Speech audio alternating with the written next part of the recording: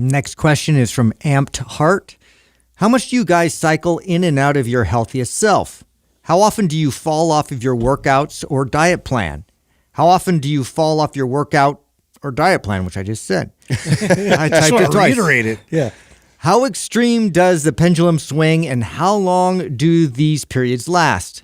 What are your first steps to get yourself back on track? That's a lot right there. Yeah, it's an interesting question. So, all right, a couple things. Number one, if you have the mindset of, being good to yourself and taking care of yourself, the pendulum is not going to have a lot of huge swing. Yeah. You're typically you're gonna have a pendulum swing, but it's not going to be really, really big.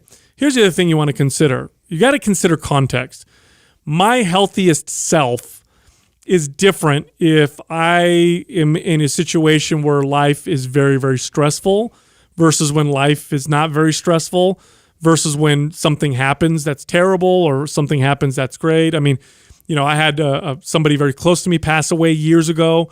My healthiest self then, I could not compare to the context of today where I don't have that happening. Obviously, I'm going to be a lot healthier today than I was back then. But back then, I was doing pretty good when I considered, what was going on. I have a baby that's coming in October.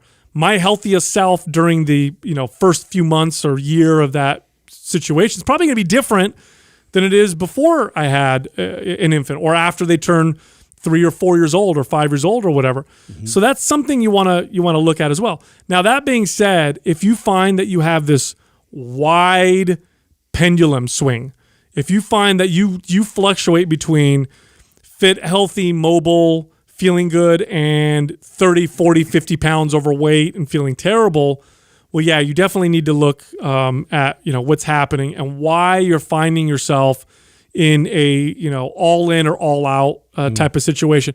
I believe most of that comes from the fact that you're not the root driver for you hating yourself is not coming from the right place. I think you're probably getting fit because you're disgusted with how bad the pendulum swung at one point, but then you get sick of hating yourself, in which case you jump off that point and you say, screw it, I just want to live my life and enjoy myself, in which case the pendulum swings the other, and it just cycles back and forth. I love this question.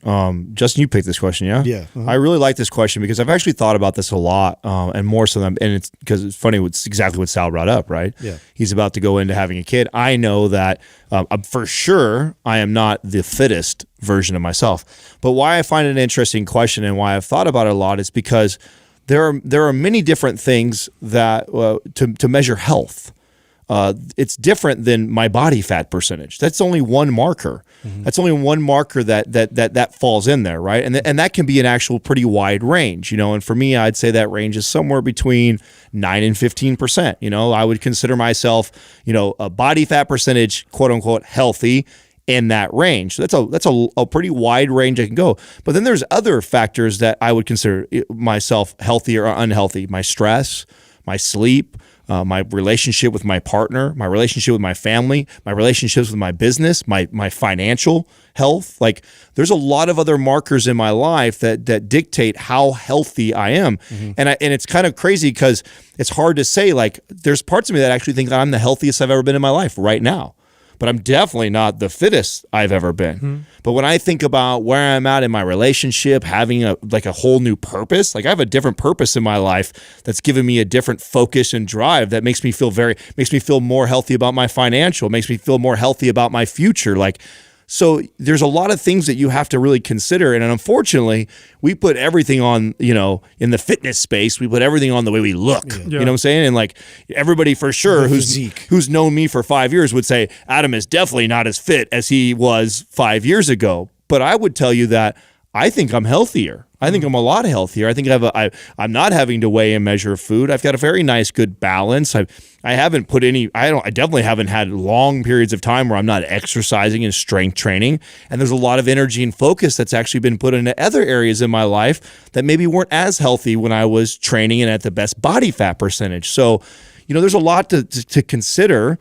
And so for all those things, I'm always kind of looking at any of them that I think they get out of. And just like the body fat percentage, there's a 9 to 15% range for my relationships.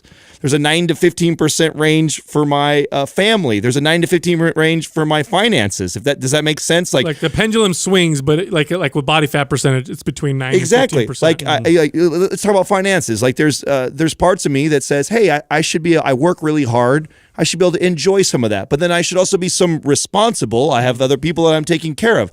So I might allow myself to spend a little bit more than usual, but right around 15%, I reel it back in. Like, okay, this is getting a little out of control. This is irresponsible of me. This isn't very healthy. Mm-hmm. Pull it back a little bit. Same thing goes for if I'm being so goddamn tight with money where I don't spend on anything. I'm being a miser about everything. It's like, listen, part of the reason why I work so hard is so we can enjoy some of the finer things in life. That's me being down at like 7-8% body fat, right? So I look at like all of these parts that I consider the whole spectrum of health, and I give myself a 9 to 15% body fat range or a 9 to 15 range in all aspects, and just try and keep a nice, good view of all of it. And it's not like a big deal when my first steps of getting back, they're not dramatic either. It's not like if I'm let's talk about body fat, since this is fitness and everyone probably thinks of that first.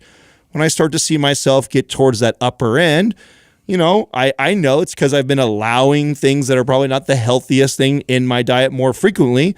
And, instead of going cold turkey everything or going from that extreme to, okay, now I'm weighing and measuring and now I'm training 7 days a week, I start to move it back a little bit by cutting out some of those things that are less healthy and making better choices, whether that be exercising more or making less bad choices.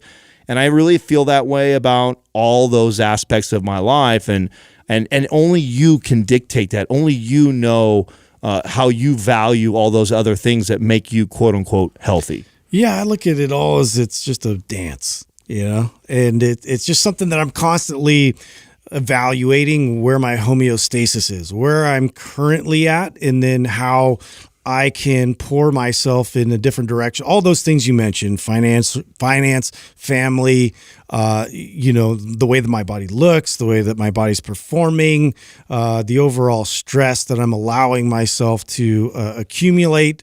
Am I getting enough sleep? And so it's a matter of like constant self-assessment and seeing where my tendencies tend to lie, and then how I can address those things one at a time, and then see how that affects the whole. Always how it affects the whole, because there's always going to be a bit of a deficiency in one direction. And now it's like, okay, how do I get myself to even that back out? And so I'm just weaving in and out, 2 steps forward, 2 steps back, 2 steps forward, 2 steps back. I'm doing the 2-step constantly, and so that's my dance. Yeah, this is why it's so important to have a good relationship with exercise and nutrition, because both of them can be molded and shift and shape to fit the context of your life. I mean, talk about a workout for a second. Are there ways I can work out when my performance is at its peak? Yes. Are there ways I can work out and train when I'm injured? Yes. Are there ways I can work out when my performance is down? Yes. I can modify my workouts based on the context of what's going on and how I'm feeling, which always changes. Life is always changing. Nothing ever stays the same. Same thing with nutrition.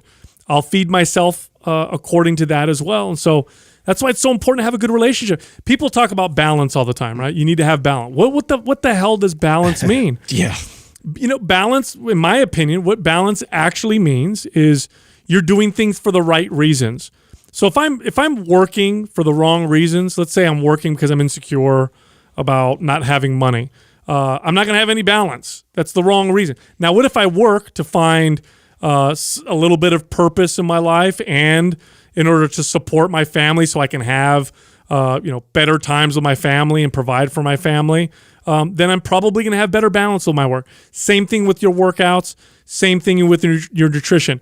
If you're working out and eating because you can't stand the way you look or you don't like yourself, you're not going to have any balance with those things. Now, if you train because you care about yourself, when you go to the gym or you're about to work out at home and you ask yourself, all right, how can I take care of myself right now? Like, that's going to direct you in the right direction. It's going to create some balance. I can pretty much guarantee that when I have this new baby that comes, my sleep is going to be off. I know I have 2 kids. I know what it's like to go through that. I know I'm not going to get good sleep. I know I'm not going to walk into my garage and think to myself, today I'm going to hit a PR on my deadlift. I'm going to go in the garage and be like, okay, I need to keep my body moving, keep it healthy so that I can maintain my sanity, so I can be there for my wife and for my infant and for my kids. So that's the approach I'm going to have when I exercise. That's how you develop that balance in your life. And what you'll end up finding is that swing isn't that big. Adam used the numbers 9 and 15.